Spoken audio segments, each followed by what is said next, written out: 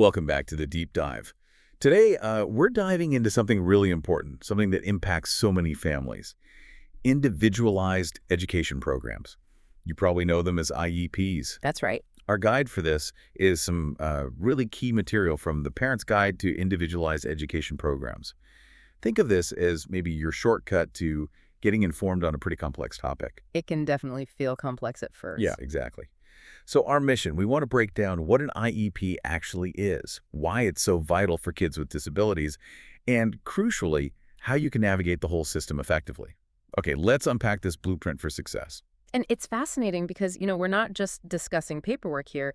These IEPs, they're the actual legal structure ensuring a child gets what's called a free appropriate public education, or APE. FAPE, right? And that this happens in the least restrictive environment, the LRE. These aren't just nice ideas. They're fundamental rights under the Federal Individuals with Disabilities Education Act, or IDEA. IDEA, yeah. We hear that acronym a lot. Exactly. So understanding IEPs isn't just about, navigating bureaucracy. It's about knowing how to use a really powerful tool to make sure your child's educational rights are met.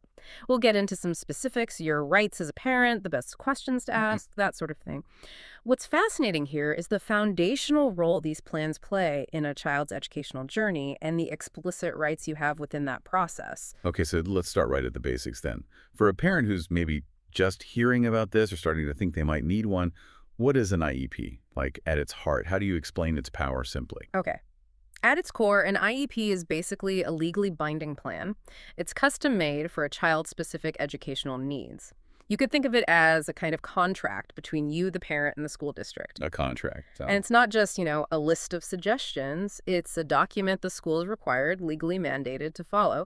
It spells out everything: the specialized teaching methods, any related services like therapy, specific measurable goals for the year. Measurable. Yes, and even how the school is going to track that progress and report it back to you. That legally binding part, that sounds like where the real teeth are. Yeah. What does that mean practically for a parent?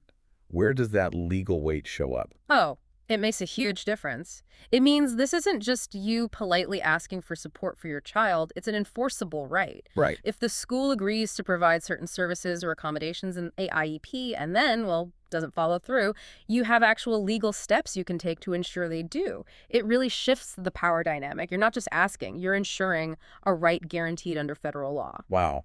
And a key thing here, a really practical insight, is documentation. While you have the right to talk and participate, it's best if all your important communications with the school about the IEP are in writing. The paper trail. Exactly. Emails, letters. That documentation becomes your strongest support if disagreements come up later. That's a super important takeaway. Document absolutely everything. Now, talking about rights, the parent's role seems central to this whole thing, doesn't it? What are those key rights that parents have? Absolutely fundamental. Parental involvement isn't optional. It's a cornerstone of the IDEA law. So rights include things like, you can request an evaluation for your child anytime you suspect a disability might be impacting their learning. Okay, you can initiate it. Yes. And once that evaluation happens, or if the school initiates it, you have the absolute right to be at all the meetings where the IEP is discussed and developed. You're an equal member of the IEP team. Equal member. Good to know. You have the right to participate fully, share your insights, your concerns, and ultimately you have to give your written consent before the initial IEP can be put into action. Consent is key. What if you don't agree with something? Good question. You also have the right to disagree. You can request changes, you can refuse to sign, and there are specific processes if you reach an impasse, like mediation or something called due process. Okay, so if talking it out or mediation doesn't work, this due process, that sounds more formal. What does that involve briefly? It is more formal. Due process is essentially a legal hearing. Think of it like a mini trial, where an impartial third party, a hearing officer, listens to both sides, you and the school, and makes a legally binding decision. It's usually seen as a last resort when you really can't agree, but it's a critical safeguard for your child's rights. Right, a serious step, but it's there if needed. That clarity helps. Yeah. Okay, shifting back a bit, before you even get to writing the IEP, the child has to qualify. What are the two criteria that IDA requires? Right. There are two key hurdles to clear for eligibility. First, the child must have a disability that fits into one of the 13 specific categories defined under IDEA. 13 categories. And Yeah. that covers a pretty wide range things like specific learning disabilities, maybe dyslexia, autism, speech or language impairments, emotional disturbance, and others. Got it. And the second thing, The second part is just as crucial. That disability must adversely affect their educational performance. Basically, it has to impact their ability to learn and make progress in the general school setting to the point where they need specialized instruction or related services. so it's not just having a diagnosis. Exactly. It's the diagnosis plus the documented need for special education support because of how that disability impacts their learning at school. Okay, that makes sense. So disability category and impact on learning, needing specialized help. Once a child qualifies, then the team starts building that roadmap, the IEP itself. What are the must-have parts of that plan? What absolutely has to be in there? Well, a compliant IEP is pretty detailed. It functions as this living document for your child's education. It always starts with describing the child's present levels of academic achievement and functional performance. Sort of a baseline, where they are right now. Precisely, a snapshot of their current skills, challenges, strengths, based on recent evaluations and data. This baseline is critical because everything else flows from it. Then you have the measurable annual goals. You mentioned measurable before. Why is that so important? Because vague goals like Sarah will improve in math are useless for tracking real progress. A measurable goal is specific. Like, by the end of the school year, Sarah will solve double-digit addition problems with regrouping with 85% accuracy on classroom assignments and quizzes as measured by weekly work samples. You see, specific skill, condition, criteria. Yeah, much clearer. What else? It also has to detail the specific special education and related services the child will receive. So maybe it's hours of support from a special education teacher, sessions with a speech therapist, occupational therapy, counseling. It includes any accommodations or modifications needed in the classroom, like extra time on tests or preferential seating. Okay. And it gets specific about when services start, how often they happen, where they happen, and for how long. And critically, it states how the child's progress toward those annual goals will be measured and how often you, the parent, will be informed of that progress, usually like quarterly reports, similar to report cards. That level of detail really does sound like a contract. And the guide we're using points out some really sharp questions parents should ask in those IEP meetings to make sure all that detail is actually meaningful. Yeah. What are some you'd really stress? Yes, asking targeted questions is probably your most powerful tool in those meetings. You absolutely should ask, can you walk me through my child's present levels of performance and the evaluation data that supports this? Make sure you understand the starting point. Okay, start with the where are we now? Exactly. Then, what are the specific measurable goals and how exactly will we track progress? How and when will I receive updates?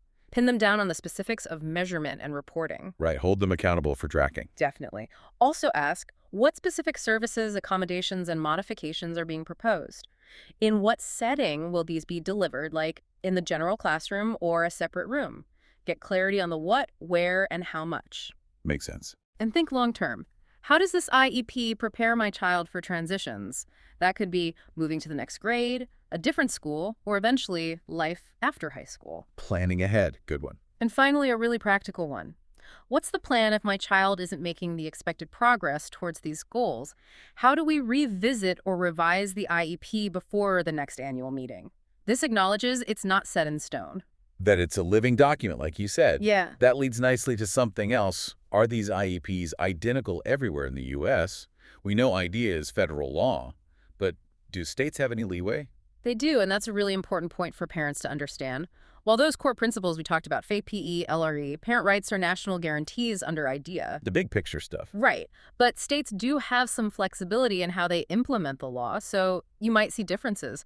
For instance, the timelines for completing evaluations after a request is made can vary from state to state. Oh, interesting. So the waiting time could differ. It could, yeah. States might also have slightly different ways they define or categorize certain disabilities, although they must cover the federal categories. You might find variations in administrative procedures, too, like the specific forms used, how notices are sent out, or maybe the exact steps for dispute resolution. Right. And some states strongly emphasize or even mandate using models like response to intervention or RTI before moving to a full special education evaluation. RTI, can you just quickly explain what that is? Sure, RTI is basically a multi-tiered approach to support struggling learners within general education first. So, a child might get increasingly intensive research-based interventions, and their progress is monitored closely. The idea is to see if these supports help them catch up without needing formal special ed. So kind of try other things first, systematically. Exactly. It's about providing early help and using data to make decisions. But crucially, RTI cannot be used to delay or deny a parent's right to request a full evaluation for special education if they suspect a disability. Good clarification. So knowing your specific state's rules on top of the federal law is important. Okay, beyond the legal stuff, what are some really practical, down-to-earth tips for parents going through this? What's in their, like, essential toolkits? Oh, definitely. The toolkit is all about being organized, informed, and engaged. Number one, like we touched on, keep meticulous records. Copies of everything, evaluation reports, your correspondence with the school, especially emails, draft IEPs, final IEPs, progress reports, medical records if relevant. Use a binder, use digital folders, whatever works for you. Organized, check. Second, take detailed notes during every single meeting or important phone call. IEP meetings can be information heavy and sometimes emotional. If you can, bring someone with you, your spouse, a friend, an advocate, just to be another set of ears and help take notes. Good idea, support person. Absolutely. Third, always ask for a draft copy of the IEP before the meeting if possible, or at least take it home to review carefully before you sign anything indicating agreement. Don't feel pressured to sign on the spot. Remember, your consent is powerful. Review, don't rush. Makes sense. Fourth, consider bringing an advocate or someone knowledgeable about IEPs to meetings, especially if things feel contentious or complex. They can offer objective advice and support. Fifth, remember, you can request a reevaluation if you feel your child's needs have changed significantly or they aren't making the progress outlined in the IEP. You don't have to wait for the school to suggest it. Proactive reevaluation. Got it. And lastly, connect with other parents.